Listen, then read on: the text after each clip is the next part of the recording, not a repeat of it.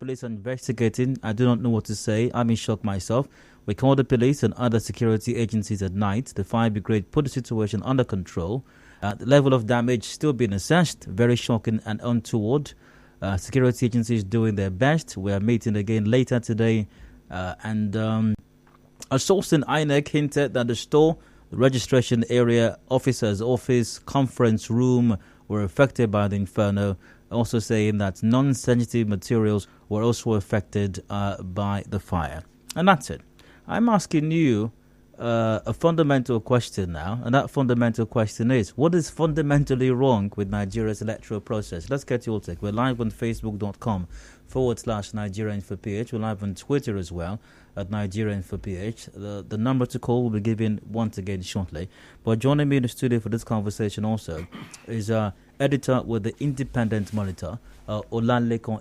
Lekan, hello, welcome to Hard Facts. Yeah, good evening, Dio, and how are you today? Very well, thank you. Okay. Great, so let's get to it then. Let's start with this Ogun State situation first off.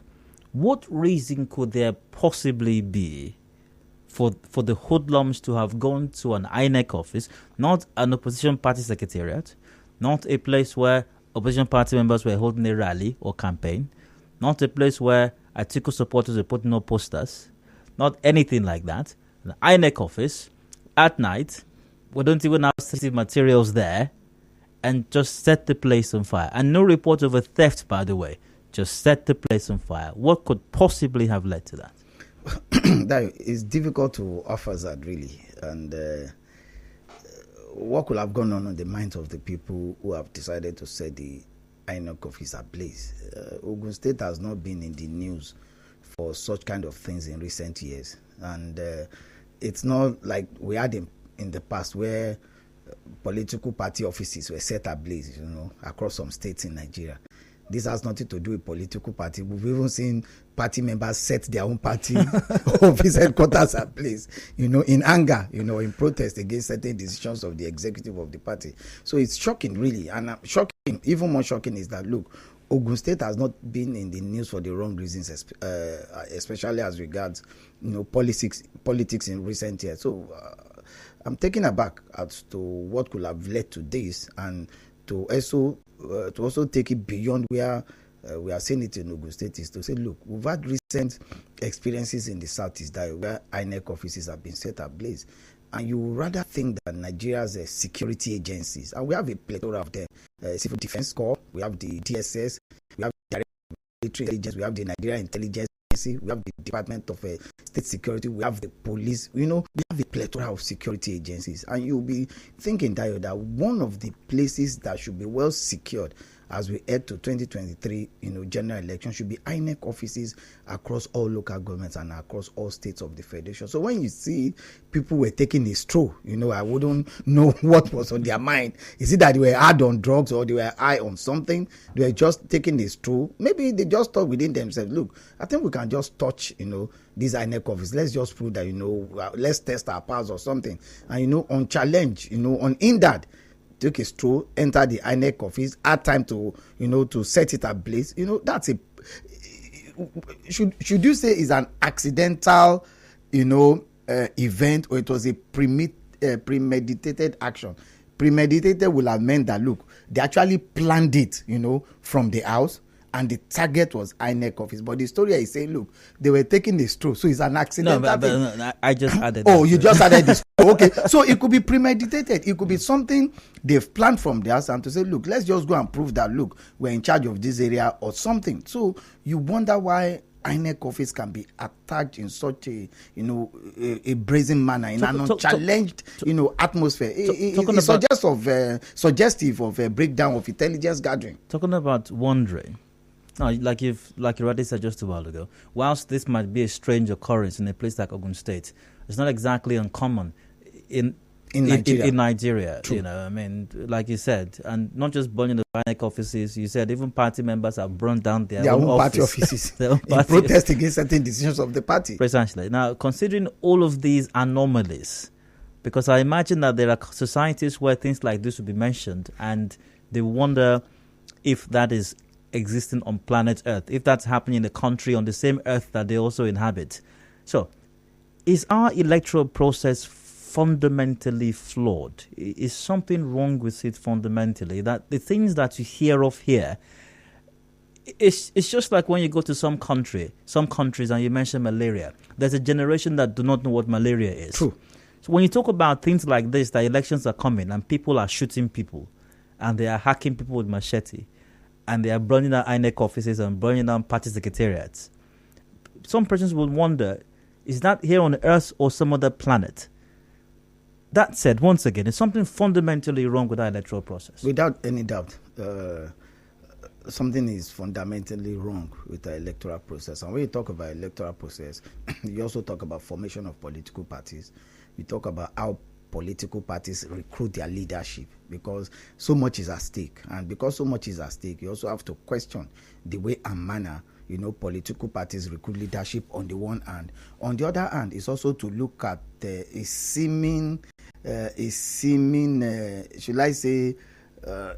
lackadaisical attitude on the part of both the executive and the judiciary. Dio, one of the greatest enablers, of a crime is impunity. When people know that they can carry out certain actions and nothing will happen. It's only in Nigeria you see people dare you and say, look, I will kill you and nothing will happen. And they mean it. You understand? So when you say, is that happening because of the lackadaisical attitude of both the executive and the judiciary? Because the police is under the executive. It is the responsibility of the executive to fund police. It is the responsibility of the executive to ensure that the police is well equipped to be able to carry out its constitutional responsibilities. It's also the responsibility of the judiciary to find out ways through which they can quicken dispensation of justice. Because when people are arrested for certain crimes, for some time, you find out that there are cases that are in court for upward of 10, 15 years. And you are wondering what happens if a case is in a court, for almost 10 years. Sometimes you find out that the judge in charge of that case is either he retires or is promoted. And remember, when a judge is handling a case, he retires or is promoted out of that office, any other judge that will take over that case will have to start that matter from the beginning. That means time is lost. Even either the complainant or the defendant or the accused may even die in the process. So you understand why, what has been giving room to this kind of impunity we have in Nigeria. People are arrested. It takes them so much time to even prosecute them. And more than often not, even in the course of prosecution, you find out that there isn't this, detailed investigation by the police. You go to the prisons and you find out that, look, some people have been in prison awaiting trial for 10 years, for 15 years. When you even find out what was the offense in the first place, maybe it's an offense of just 1 to 2, 3, 4, 5 years. And the person is already spending more than what should have been the original sentence. So you look at all of these factors, something being fundamentally wrong with the electoral process, including how political parties recruit leadership. Then you also look at the attitude of both the executive and the judiciary in arresting situations that require urgent attention. So if you arrest somebody, for example, for an electoral offense, it shouldn't take eternity, for us to be able to look at what happened and punish adequately those who were involved. But when you have a situation where you have to have a case that starts at the High Court, or sometimes they deliberately take the matter to the magistrate court, then the magistrate will tell you that, look, this is beyond my jurisdiction. You forward the case file to the DPP. It takes the DPP another 5, 6, 7 months to look at the matter. The matter is eventually filed at the at the High Court. From the High Court, you are heading to the appeal. From the appeal, you are heading to Supreme Court. In all of this, a lot of things could have happened there. Is either the complainant is no longer interested, the accused may even die, or anything could happen. The judge may be promoted, or the judge retires, and you have to start the process, all over again. So you look at the summary of all of this, Dio, is that we have so much impunity in Nigeria, and that is one of the major problems bedeviling Nigeria today. Too much impunity because of the failure of the executive, because the executive controls the police, and of course the judiciary that takes almost an eternity for us to get judgment at the end of the day. And remember that when you get judgment, it's not just for the people who went to complain. Even the accused will also get judgment. The society too will also get judgment. At least there's a closure to say, look, Mr. A committed so offense and is getting punished for it. So maybe the executive and the judiciary are not playing their role. So how about those who very likely for example, sent those hoodlums in Ogun State to go burn up the building? How about those who sponsor thugs to burn up buildings in other places, or to go who make phone calls and invite thugs to come to shoot people and hack them possibly to death? How about the people who are responsible for that? No, that when the matter is taken to court, everybody will bear his father's name.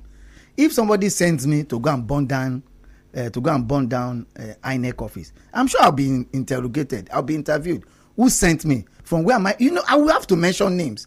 Who empowered me? Who gave me the gun? In the course of investigation, police will begin to extract information from the accused. If I'm arrested, for example, if somebody has sent me to go and burn down INEC office anywhere in Nigeria, one of the things you'll be expecting is that the police should be able to subpoena my phone records. Who are the people I've called, preceding that action? What happened? How did it happen? Did I meet with anybody? Okay, who sent me? If at the end of all of this, I said nobody sent me, then I'm going for it. So if you have 50 people committing various offenses and almost all of them get their days in court and they get punishment they deserve and they're in jail, I'm sure it may serve as deterrent to others to say, look, the last 10, 15, 20 people that tried this are all in jail. I'm not going to put my hands in something that will not work.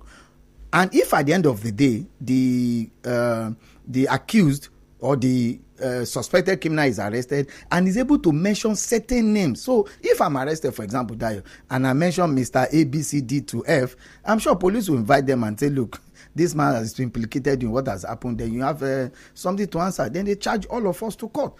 And like I said, Dayo, it is because of this impunity. That's why we've not been able to march forward. If we've had people, no matter how highly placed they are, have been arrested, and they have their days in court and they are punished for the crime, I'm sure it will serve as deterrent to others who may want to, follow that line of thought and say, look, after all, when Mr. A did it, nothing happened. When Mr. B did it, nothing happened. When Mr. Y did it, nothing happened. So if I do it, nothing will happen. And more than often, nothing will happen. And when we have this culture of nothing will happen, which is what enables a lot of crime in Nigeria, that's what enables a lot of political, violence in Nigeria. Nothing will happen. And truly, nothing will happen. We've seen it since 1999. Nothing will happen. And because nothing will happen, there are people who are sitting somewhere now, Dio, and they are taking notes of actions of some people. They are writing down in a book. When they also rise politically, they also copy from the book of people that were before them, and they carry it out, and they will tell you that nothing will happen.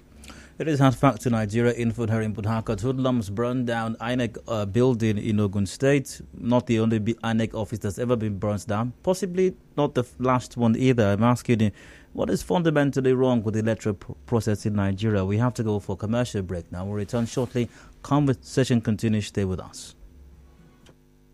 Democracy is the freedom of speech. Freedom of speech. Nigeria Info opens the mic.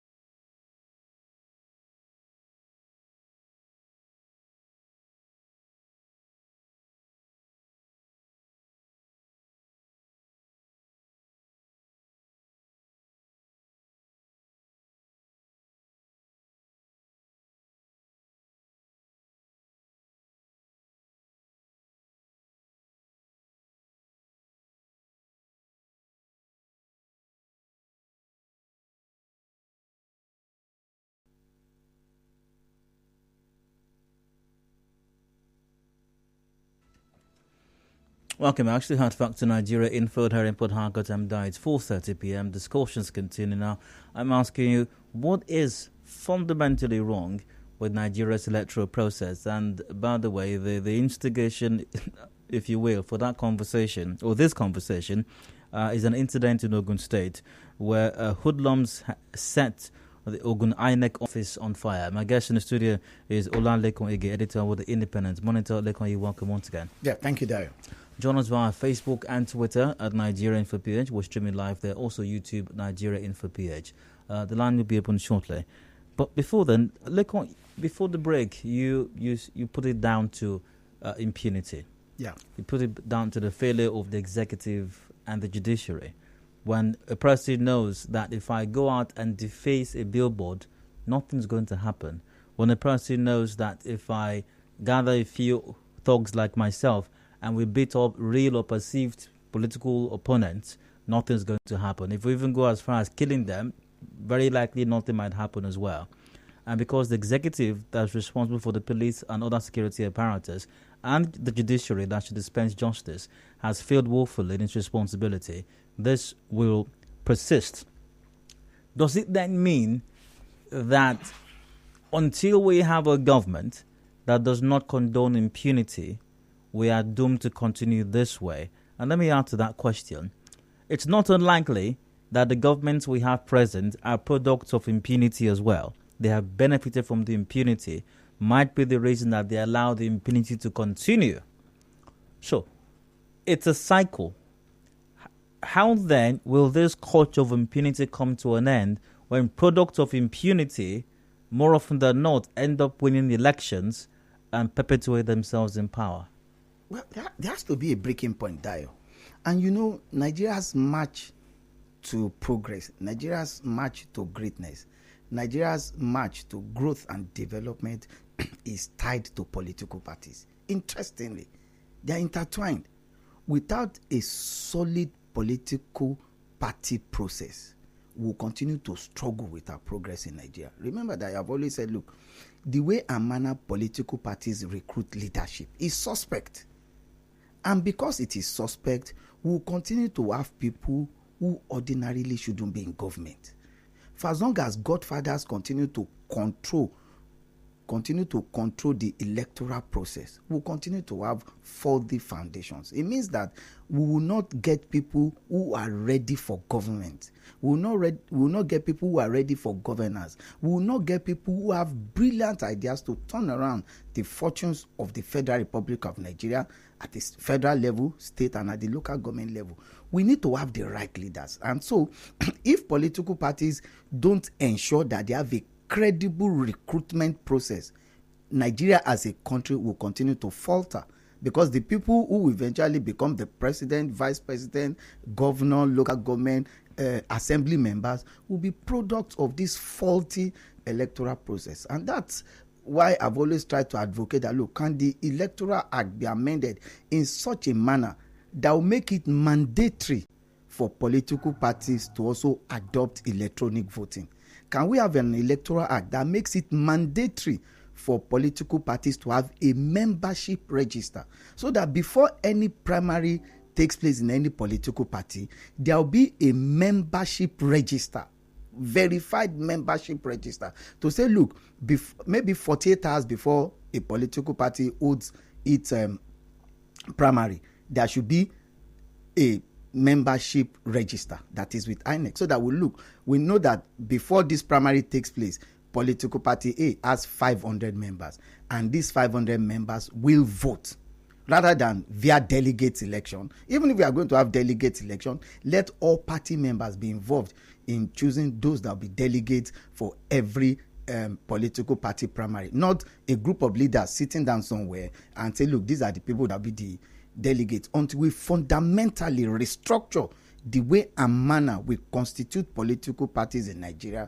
Nigeria's march to greatness will continue to be stunted. It's obvious. It's obvious for everybody to see. See what happened in England recently. You say, look, they've had democracy for decades, for centuries, you understand? But then you saw how a prime minister arrived and departed without so much force, in the United Kingdom. So when we when we're able to, get to that process, then it will now begin to affect the kind of people we have in government. So you can imagine if we have somebody who is well prepared to be a governor, emerges as a governor, you can understand that he will not condone a lot of things because he knows that his political future is tied to his party members who can wake up at any point in time and say, look, Mr. Man, we sent you there to represent us. You are not representing us well. We want to recall you. And they're able to fulfill the recall process. Then you understand. In the United States, there are times people call for midterm election and say, Olalekan, please come on. Let us even test whether you are still popular. And they vote and you come for midterm election. If you survive it, then you know that, yes, you are doing it. If you don't survive it, whoever that replaces you also knows that such an action can be called upon at any point in time and it can be changed. So the moment those who hold office know that party members and the electorates generally have the power to change them, they will begin to have changes in the way and manner we have the kind of leadership we should produce in Nigeria. Join the conversation now. Lines open. It's 0700 93 093. That's 0700 93 093. A reminder, we're live on Facebook.com/Nigerian for PH. We're live on Twitter also at Nigerian for PH. Let's get your contribution to the conversation at hand. Starting with Facebook, a couple of the gots and goes were the hoodlums not identified. A couple do, as at the time that report was filed, it appears certain the hoodlums had not yet been identified. Ned Agumar goes, that inferno is just a ploy by the big men to put fear in the minds of Nigerian youths prior to the 2023 elections, but they have failed already. Let's talk about that for a bit before we continue. Yes, we've talked about the failure of the executive and the judiciary, but then again, trying to get the people into the minds of the actors, the instigators of this violence and this mayhem, like those who may have sent these hoodlums to go burn that building, the INEC office in Ogun State. What do you think they are also gunning at? What do you think their motive is? For example, those who must very likely sent the hoodlums to go burn the INEC office. What motivates them? What is their end game? In this case, it's difficult really to determine what is a motive here. Except INEC will now come out and say, look, we have collected PVCs, that were inside that building and all the PVCs have been burned down. Then you understand, look, could it be a strategy by maybe one of the political parties? So look, let's whittle down the influence of our opposition, party members or opponents. So maybe we don't know exactly what happened in this case, but generally speaking, when Nigerian politicians employ violence, whether they're burning up buildings or even killing people, what is the end game? Most times it's to create fear. One, panic and fear, in the minds of the people. And sometimes it's to weaken, their opponents in areas where they think they are not too strong. So if I'm contesting election against somebody, for example, and I think that from wards 1 to 9, there's his strength, I can as well decide to go and cause mayhem in maybe 4 out of the 9 wards to ensure that, look, people don't come out to vote, while I ensure that in the areas where I think I'm very strong, I mobilize all my people and ensure they come out in their large number. So that way, if 100 people were to come out in your opponent's area, you might just have 30, 40 people turning out in the long run out of fear. Maybe some of them are able to brace, the odds and say, look, we are going to vote regardless of whatever violence may have happened, in an area. Where in his own area, out of probably 100 people, 80, 90 people turn out. So you begin to understand the strategy he has adopted now, weaken the opponents in a strong area and ensure that, look, in the area where you have your strength, you are able to impose it, on the people. So that could be a strategy and that could be a motive. Sometimes too, in certain INEC offices ablaze, it could be, look, one, let's ensure that people don't get their PVCs because we already have an advantage, or to ensure that, look, the materials don't get distributed, their opponents. During election, that you find out that some areas will be complaining since 8 a.m. we have not seen the electoral materials and not the rest. While in the area of our opponents, they are voting already. But and we have not. They are done voting. They are done voting. Where we have not even seen any material and all of that. These are some of the strategies that have happened over the time. And one of the key reasons why we are saying, look, can we actually adopt electronic voting so that, look, there will be no need to move electoral materials from the rack center, registration area centers. You start moving from the rack center to the ward, from the ward to the polling unit. And sometimes INEC does not even control the logistics. So INEC has to resort to hiring vehicles. And you don't know the state of some of these vehicles sometimes. So you hire a bus and is meant to carry electoral materials from the registration, from the rack center, and the bus breaks down the road. INEC cannot guarantee, the state of that bus. So can we find a way through which INEC can eliminate some of these middlemen and talk directly to the people, which is probably through electronic voting? Once again, number to call 0700 923 0923 0700 923 0923 via facebook.com/Nigerian for PH, via Twitter as well at Nigerian for PH. Also, I say back to Facebook. Onye Kwa goes, good evening, I'm not in support of what happened to the INEC building, but this goes to show that the people don't like them because of their illegalities and irregularities. A past INEC chairman was from the same region with this one. Okay, all right. That's a very interesting position, though. So, Onyekwa, so if you think it's because people don't like the INEC, that's why they burned down the office. So it's okay for people to burn down every other building as well, because there's always going to be somebody or someone I don't like or somebody else doesn't like. So let's just go on an arson spree then, burning down. But if you have to refer to INEC in recent times, I think INEC has really tried, to do some soul searching, and I'm sure in their determination to ensure that we have some reasonable level of credibility in our election, that's what has brought about the BVAS, the biometric verification accreditation system. Even though we had some resistance from the National Assembly. Of course. INEC insisted. Of course. INEC insisted, and you saw the result in Osun where, to a large extent, you saw the wishes of the people, even though the result is still being challenged, at the Governorship Election Petitions Tribunal. But it gave you a fair idea. And what makes the BVAS even more interesting is the fact that it has dual functionality. It must capture both your face and your fingerprint. If either, doesn't work, then you won't vote that day. It's better we have genuine people voting rather than having fake people voting on that day. It could reduce votes in the long run, but then we'll get better with it if we allow the BVAS to work. Also, let's see, got a few more comments here. But once again, 0700 923 0923 is the number to call via Facebook and Twitter at Nigeria Info PH. Let's see, good evening, Dio. I do not believe that the problem is our electoral process or system alone. Rather, it is more in our attitude of non-tolerance of differences as a people. There is a very high level of non-tolerance of diverse views and opinions among us, which always cause fights and crashes among us, even among non-politicians. The dirty fights and threats to lives among ordinary citizens on the streets and social media daily cause of opposing political views is a testament to this. We need to tolerate each other more. And that's some influence. Before I let Lekon address that, I'd like to say to influence,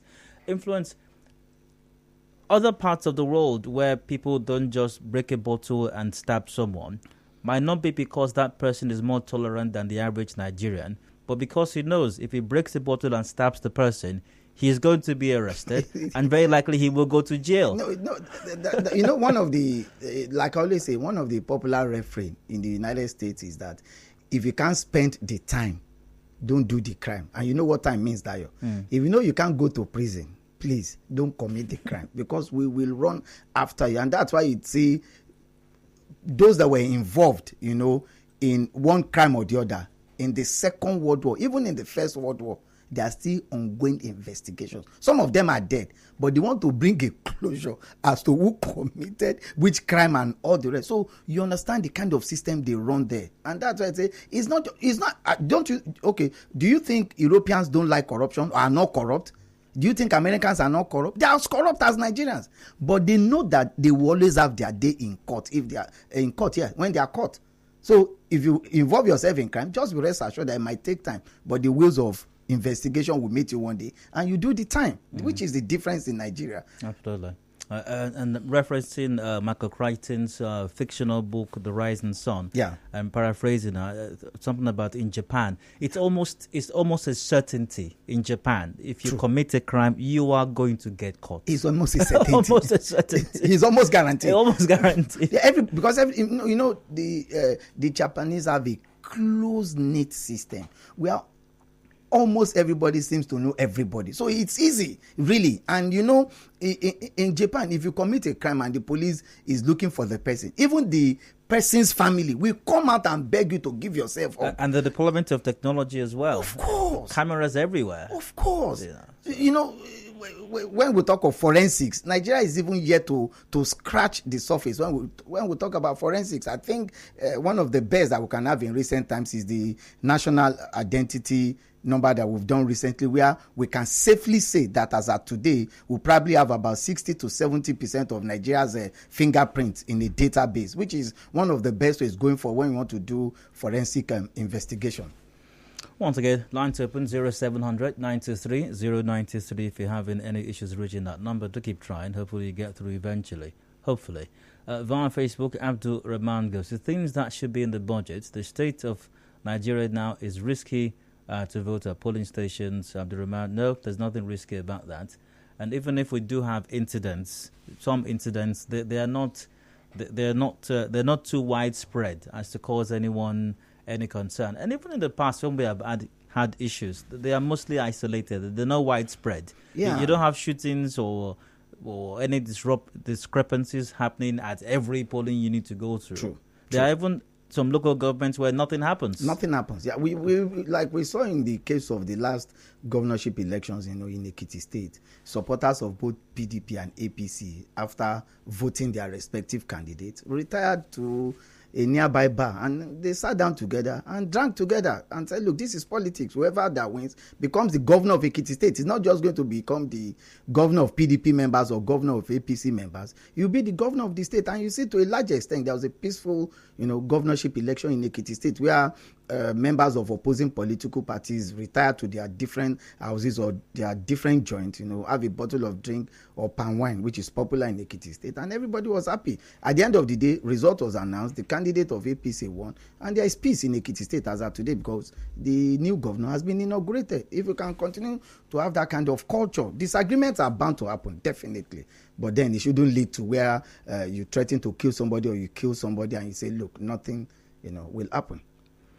Absolutely, sir. Also, got a few comments over here. Good evening, Dan. Hoodlums burning INEC office in Ogun State is political structure by so-called powerful political godfathers who want to remain in power. Here in River State, they demonstrated it in the Muma local government a few days back.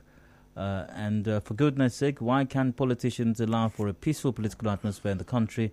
What is wrong with our elections in Nigeria?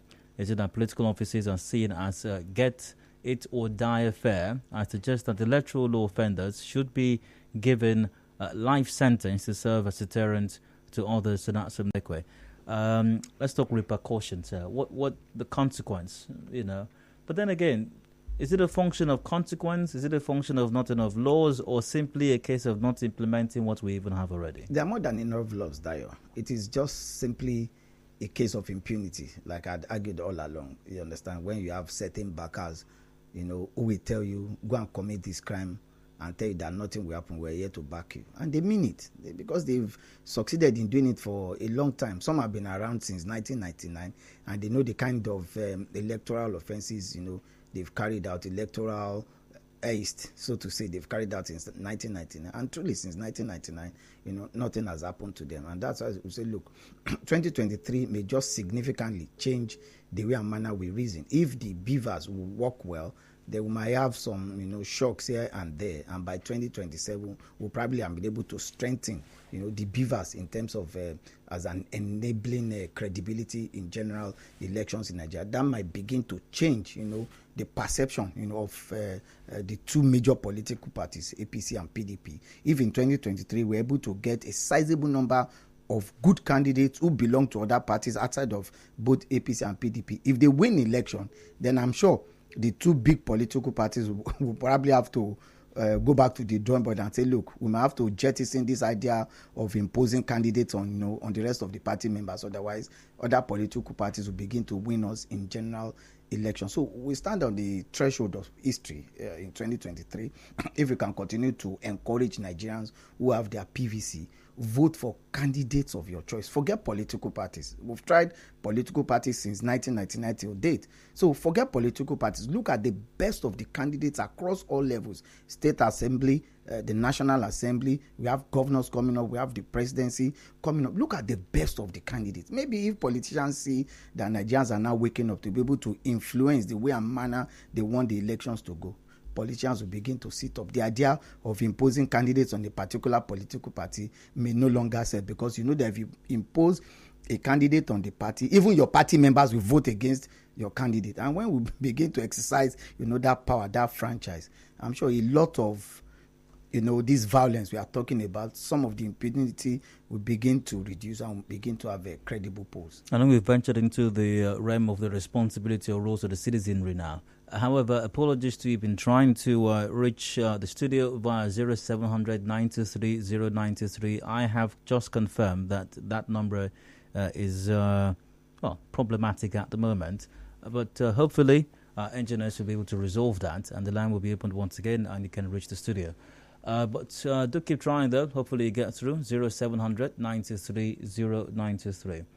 Good evening. I cannot believe that any youth can involve in burning down the INEC office in Ogun State just to destroy PVC. We don't have across the story. Ask is suffering. To by democracy in the house. 65,000 PVCs were lost in that fire in the INEC office. 65. Okay, he sent some link here. We need to confirm that. From the reports I read earlier on, there was nothing said about PVCs, even though INEC officials were interviewed. But we'll get to that in a moment. But Olalekan, as we wrap it up, you were talking about the roles for the citizens earlier on. 2023 is around the corner. Whilst impunity might still be reigning right now, and the advocates or the beneficiaries of the impunity might still be there at the moment. And like you said, those who have been taking notes before are probably on the fringes right now, hoping that it will not be their own turn. It's turn by turn. Exactly. And they hope to perpetuate that impunity for the rest of Nigerians, who incidentally are in the majority. What can they do to change the narrative? Well, like I was arguing that we need to come out in 2023. If you have your PVC, forget the idea of somebody telling you there'll be violence on election day. There won't be any violence. Let's all come out. This is not the time to vote for any political party. Vote for the candidate that best represents your hopes and aspirations. There are plethora of political parties out there. Vote for any candidate that you believe can help you alter the course of history, change the way and manner we are presently running Nigeria. And if we're able to have just 1/3 of changes going into 2023 general election, then we'll have carried out a major revolution in Nigeria's political history. So there are 109 Senate seats. There are 360 House of Rep seats. There are over 9,000 House of Assembly seats. I think we have about 26 governorship elections coming up in 2023. We have one presidential election in 2023. So if out of all of these numbers, we're able to change just 1/3 with our PVC in 2023, we'll have carried out a major revolution in Nigeria's political history. And that can now strengthen us to go into 2027. I'm sure if we have 1/3, just 1/3 of revolution in electoral candidacy in 2023, I'm sure by 2027, the two big political parties will probably have a rethink and say, look, it looks as if Nigerians have woken up, and if we continue our old ways, we might not survive 2027. So an appeal to everybody is, look, don't focus too much attention on the presidency of Nigeria, which is good. But apart from the presidential election in 2023, we have 360 House of Rep seats. We have 109 senatorial seats, and we have over